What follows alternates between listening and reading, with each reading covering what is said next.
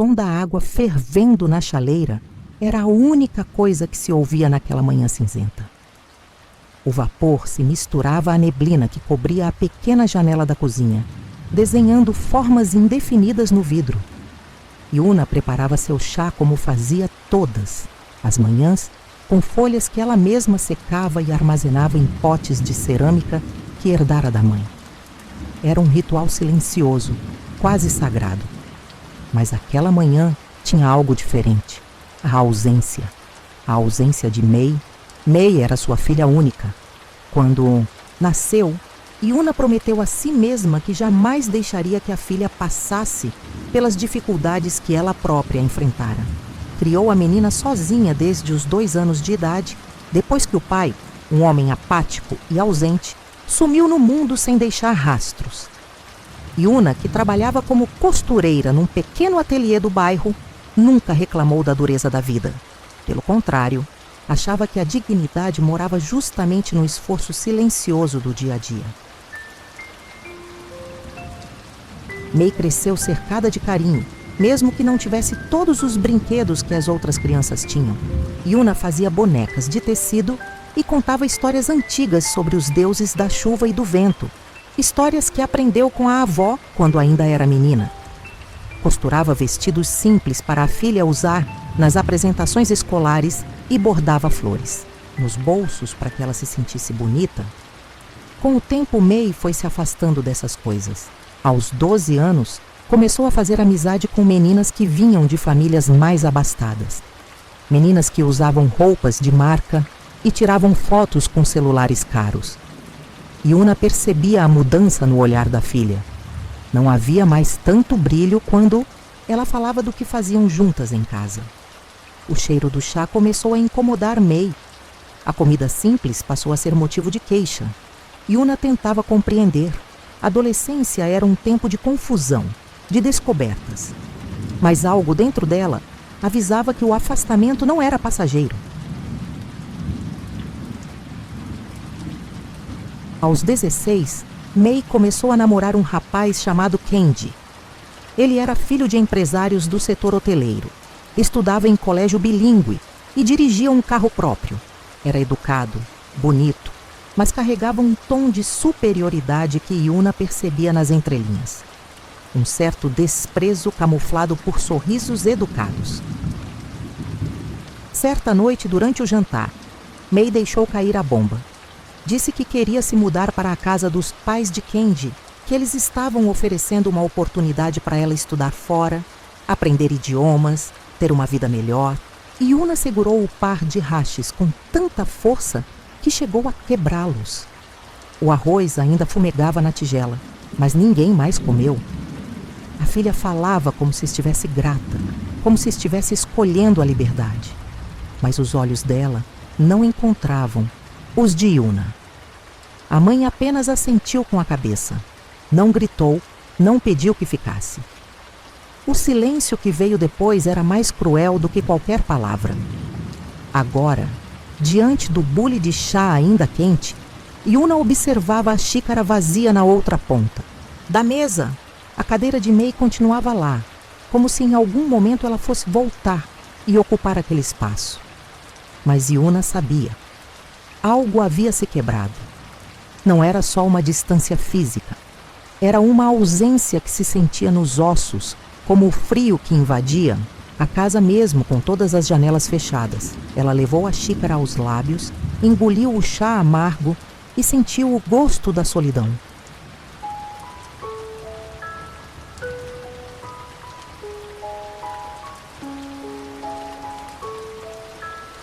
O quarto de Mei ainda guardava o cheiro dela. Um perfume floral suave que Yuna sempre reconhecia mesmo em meio ao cheiro de sabão do varal ou ao aroma da sopa que fervia no fogão. Era um quarto pequeno, com as paredes pintadas de um azul desbotado, prateleiras de madeira crua, feitas à mão por um vizinho carpinteiro, e uma pequena escrivaninha onde Mei fazia os deveres da escola. A colcha sobre a cama, que Yuna costurara com pedaços de tecidos florais, ainda estava ali, dobrada cuidadosamente, mesmo que ninguém mais a usasse. Naquela tarde, Yuna entrou no quarto como quem pisa em terreno sagrado. Sentou-se na beirada da cama e passou os dedos sobre a colcha, lentamente, como se tocasse o rosto da filha. Pegou uma das caixinhas de papelão onde May guardava seus cadernos antigos. Abriu-a e encontrou uma carta que a filha escrevera para ela aos 10 anos.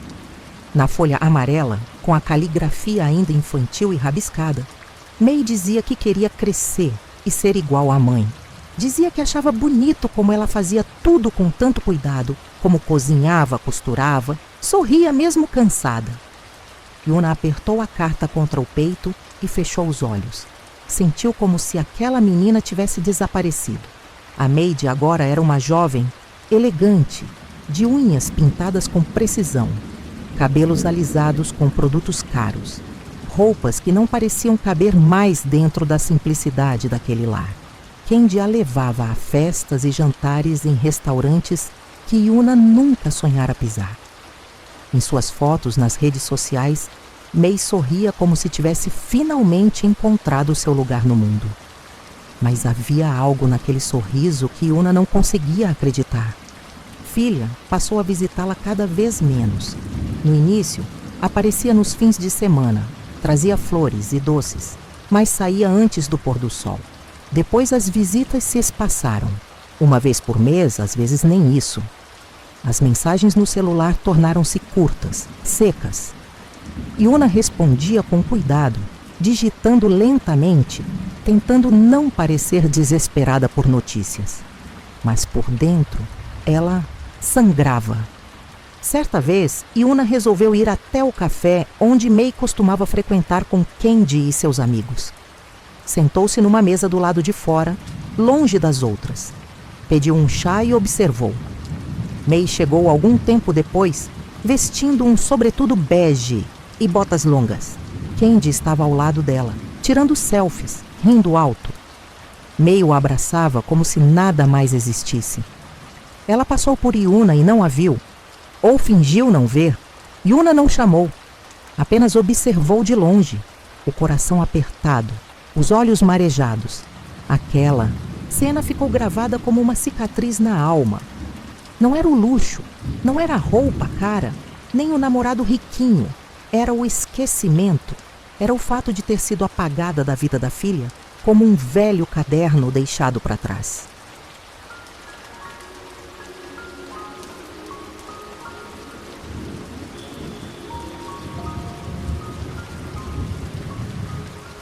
Naquela noite, Yuna voltou para casa e não acendeu nenhuma luz. Sentou-se no tatame da sala e ficou ali, em silêncio, ouvindo os sons da rua. O tic-tac do relógio pendurado na parede soava mais alto do que nunca. O silêncio não era paz. Era um peso, uma dor constante que morava dentro do peito. Ela lembrou de quando May teve febre aos 5 anos e ela passou a madrugada segurando sua mão. De quando cortou o joelho correndo no pátio da escola e Yuna beijou a ferida como se aquele gesto tivesse poder de cura. Lembrou de cada pequeno gesto, de cada noite sem dormir, de cada prato deixado quente no fogão quando a filha demorava a voltar. Agora, May comia pratos refinados em lugares onde toalhas eram brancas demais, para os dedos calejados da mãe. Agora ela falava de investimentos, de viagens, de bolsas de couro que custavam mais do que um mês inteiro de trabalho de Yuna. Yuna não tinha raiva, tinha dor. E uma dor muda é ainda mais difícil de suportar, porque não há com quem dividi-la. Antes de dormir, ela pegou novamente a carta antiga da filha. Leu devagar, saboreando cada palavra como se fosse a última conexão entre as duas. Depois, aguardou debaixo do travesseiro. Na manhã seguinte, o chá voltou a ferver e o cheiro invadiu a casa sozinho, como um fantasma daquilo que um dia foi amor. Naquela manhã de sábado, Yuna acordou com uma leve dor de cabeça. Havia dormido pouco. O travesseiro ainda guardava a marca da carta dobrada de May, escondida ali como um talismã ou talvez como uma ferida.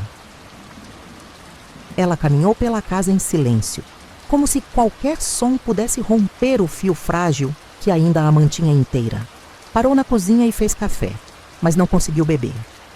Tudo tinha gosto de lembrança amarga. May não aparecia há quase 2 meses. Nenhuma ligação, nenhuma mensagem, nada. Yuna não era de cobrar. Desde que criara a filha sozinha, aprendera que o amor precisa respirar, que a presença forçada se transforma em ausência disfarçada. Mas agora, aquele silêncio já não era ausência. Era abandono. Tentou ocupar-se limpando a varanda, lavando as xícaras, dobrando roupas. Às vezes parava no meio de um gesto com o pano molhado nas mãos e ficava ali, olhando o vazio. O mesmo vazio que preenchia todos os cantos da casa. No fim da tarde, enquanto recolhia a roupa do varal, o telefone tocou. Era o número de May. O coração de Yuna disparou. Atendeu com pressa, quase tremendo. Do outro lado, a voz da filha soou firme, distante. May disse que estava bem, que estava com muitos compromissos, que talvez passasse para uma visita rápida no próximo fim de semana. A mãe perguntou se ela tinha comido, se estava se cuidando. May respondeu rápido, com frieza. Yuna tentou dizer que sentia falta, que a casa estava tão silenciosa sem ela, mas May logo cortou o assunto.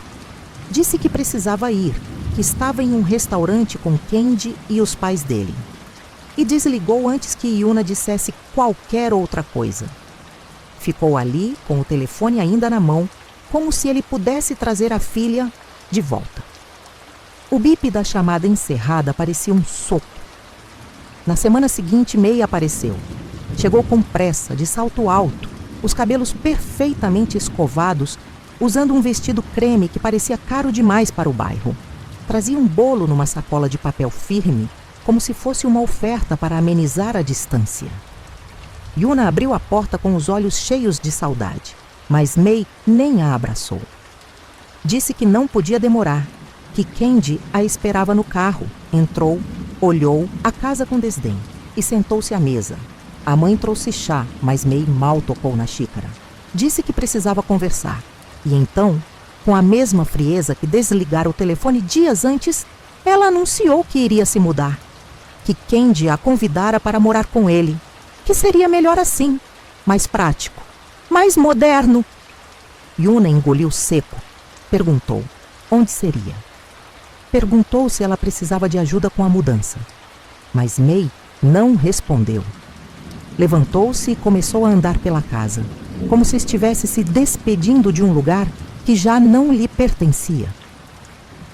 Quando passou pelo quarto, notou que tudo ainda estava exatamente como antes. A colcha, os livros, os sapatos. E se irritou.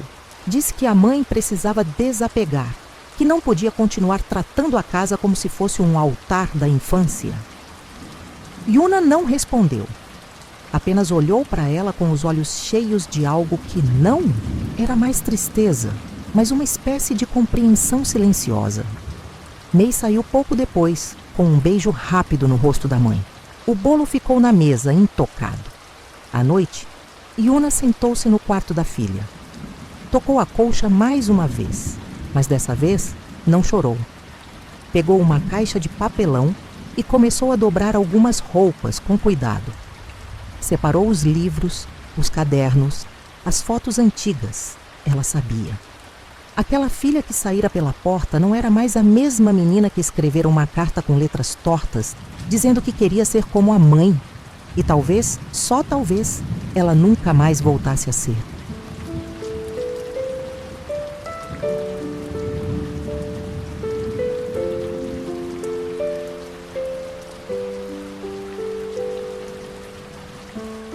Nos dias que seguiram a visita de May, a casa ficou ainda mais quieta. Era como se as palavras que não foram ditas naquele encontro tivessem preenchido o ar, flutuando pelos cômodos como poeira invisível. Yuna se levantava cedo, como sempre fizera.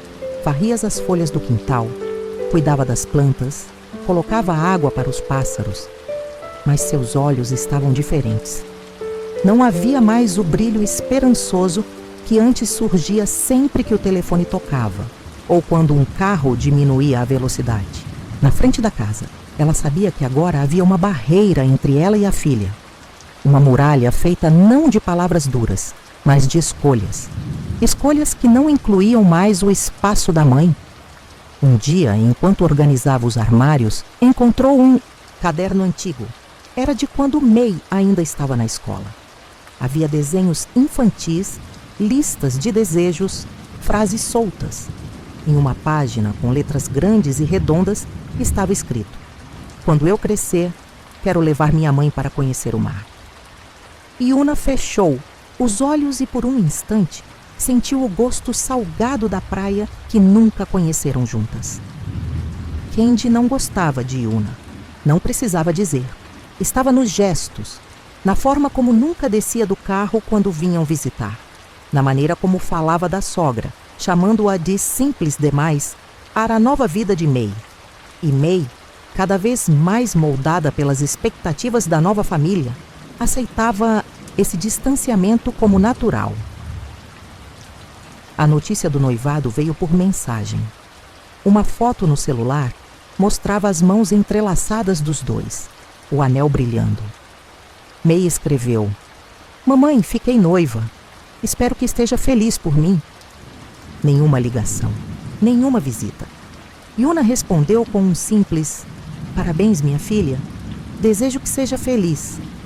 Mas demorou muito tempo para escrever essa frase. Apagou e reescreveu várias vezes, tentando encontrar as palavras certas para disfarçar a dor. Ela não foi convidada para a festa de noivado. Depois soube que foi em um restaurante caro, com a família de Kendi, amigos influentes, colegas de trabalho. Ninguém ali saberia dizer quem era Yuna, nem o quanto havia feito por May.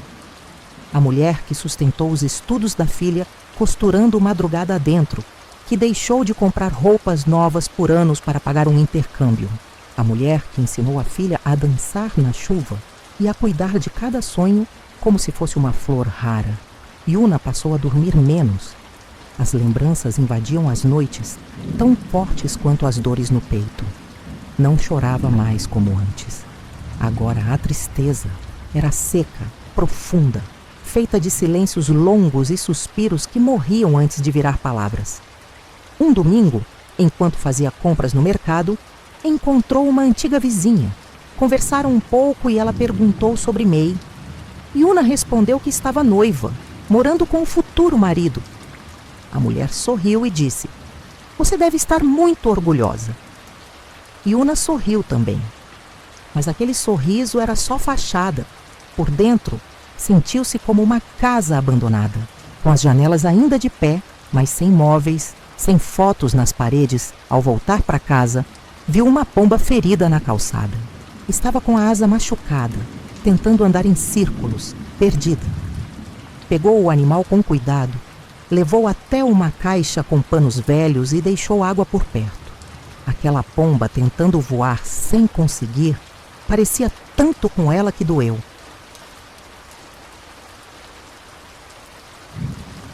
Yuna começou a escrever cartas que nunca enviava. Eram desabafos, memórias, pedidos de perdão, conselhos que sabia que nunca seriam ouvidos. Guardava todas em uma caixa de madeira, junto com o caderno antigo de May e algumas fotos da infância. Às vezes, à noite, sentava na varanda com uma xícara de chá e ficava olhando o céu escuro, perguntando-se em que ponto o amor deixa de bastar. Em que momento a presença se torna incômoda e por que, apesar de tudo, ainda sentia tanto amor por uma filha que agora não via mais espaço para ela na própria vida. A primavera chegou, mas na casa de Yuna, as flores pareciam não querer desabrochar. As orquídeas da janela, antes cuidadas, com tanto carinho, estavam murchas. O jardim, que ela sempre mantinha vibrante, agora crescia de forma desordenada. Era como se o mundo lá fora florescesse, enquanto o seu universo pessoal estivesse cada vez mais cinza. Certa manhã, Yuna acordou, com um aperto no peito, uma inquietação que não sabia nomear.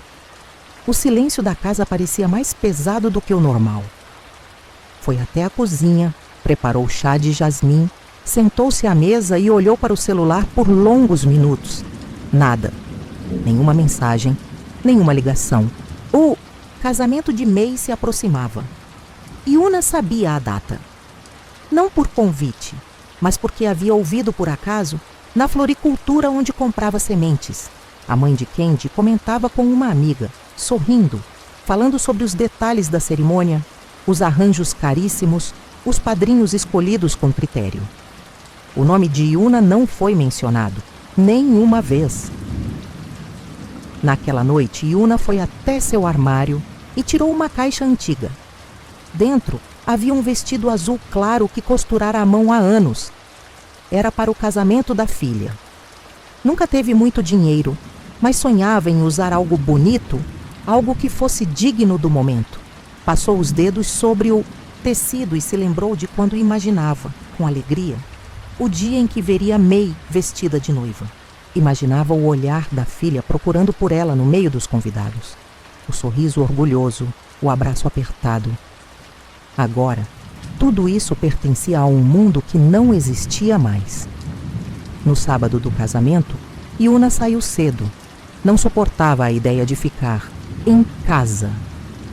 Caminhou até um parque afastado, onde as cerejeiras começavam a florescer.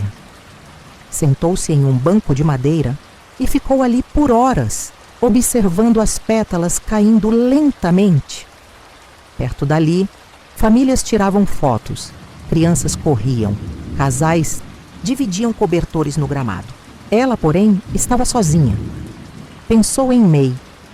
Imaginou-a vestida de branco, radiante, entrando na cerimônia de braços dados com o sogro, já que não quis o pai ausente nem a mãe simples ao lado. Imaginou os aplausos, os sorrisos, a música suave. E imaginou, acima de tudo, o vazio. Um casamento sem a presença de quem mais te amou desde o primeiro choro. Um dia importante, construído sobre a ausência. O telefone vibrou. Era uma mensagem de uma amiga antiga, perguntando se estava tudo bem. Yuna digitou sim, mas logo apagou. Guardou o celular na bolsa e deixou-se ficar ali, em silêncio, observando a delicadeza da natureza em contraste com a aspereza do que sentia por dentro. À noite, ao voltar para casa, encontrou a caixa de cartas que escrevera para Mei. Leu algumas, mas não teve forças para terminar. Fechou a caixa e a colocou no alto do armário, onde não pudesse vê-la todos os dias. Aquilo era memória, não presente. Tomou um banho quente, vestiu o robe de algodão e sentou-se na cama com a xícara de chá. Pela janela, viu o céu limpo e estrelado. Pela primeira vez em muito tempo, permitiu-se chorar. Não em silêncio, como de costume, mas com soluços que quebravam o ar quieto do quarto. Era um luto, não pela morte, mas pela perda viva. Pela certeza de que o amor de mãe nem sempre é suficiente para permanecer nos espaços onde o orgulho, o status e a vaidade falam mais alto. Ela chorou até adormecer e sonhou. Sonhou com Mei pequena, correndo em direção a ela com os braços abertos e o sorriso largo. Sonhou com as tardes de verão, com os dias de chuva, com o arroz preparado com cuidado, com as histórias contadas antes de dormir. Sonhou com a mãe que foi e com a filha que não voltava. Os dias passaram e a cidade seguiu seu curso. O casamento aconteceu como todos esperavam. Foi elegante, coberto de flores caras, vestidos sob medida, sorrisos para fotos. A ausência de Yuna não foi mencionada. Era como se ela nunca tivesse existido naquele universo. Como se a mulher que criara Mei com as próprias mãos tivesse sido apagada da narrativa. Mas Yuna não foi apagada. Apenas escolheu não mais implorar por espaço onde não era acolhida. O silêncio que antes lhe doía, agora se transformava em reflexão. A solidão deixou de ser vazio e passou a ser terreno fértil. Aos poucos, ela começou a cuidar de si. podava as plantas do jardim, arrumava a casa com mais leveza, lia livros antigos. As orquídeas voltaram a florir. E ela também. Numa tarde fria, foi visitar a antiga biblioteca do bairro. Fazia anos que não pisava ali. Caminhou pelas estantes, como quem reencontra uma parte de si. Pegou um livro de haikais e sentou-se perto da janela. Leu devagar, saboreando as palavras como quem bebe chá quente em silêncio. Um senhor idoso sentou-se ao lado dela.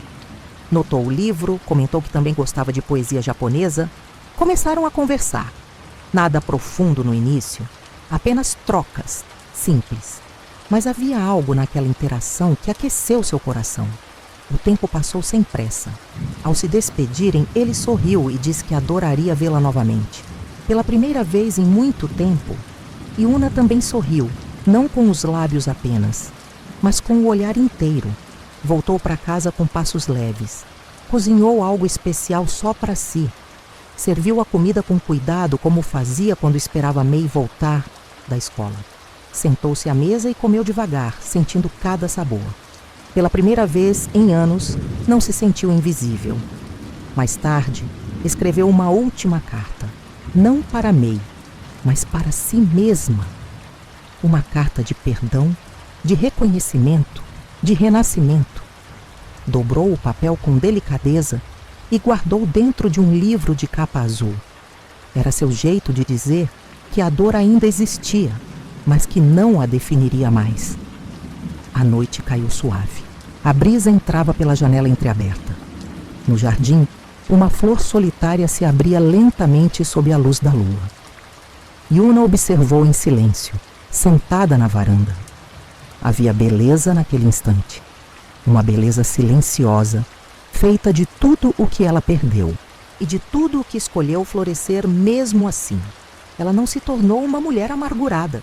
Não guardava ódio, apenas entendeu que, às vezes, amar também é aceitar que nem todos saberão valorizar aquilo que você entregou com o coração inteiro. Com isso, seguiu em frente, sem alarde, sem plateia, apenas com a dignidade silenciosa de quem floresce depois do inverno. Se você ouviu essa linda história até aqui, eu te agradeço de coração e peço para que curta o vídeo e se inscreva no canal para me apoiar. Muito obrigada!